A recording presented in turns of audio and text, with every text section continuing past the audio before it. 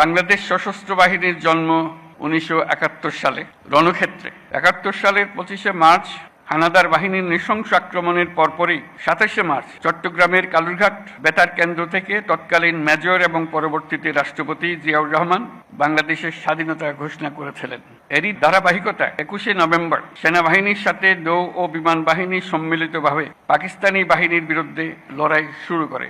এই কারণেই 21শে নভেম্বরকে মুক্তিযুদ্ধের একটি মাইল ফলক হিসেবে গৌরবের সাথে পালন করা হয়। মুক্তিকামী সেনা, নৌ ও বিমান বাহিনীর অকুতোভয় বীর সেনানীরা জীবনের পরোয়া না করে, পরিবারের ভবিষ্যতের কথা চিন্তা না করে এদেশের স্বাধীনতা যুদ্ধে ঝাঁপিয়ে পড়েছিল। তারাই এদেশের আপামর জনসাধারণকে সাহস জুগিয়েছেন।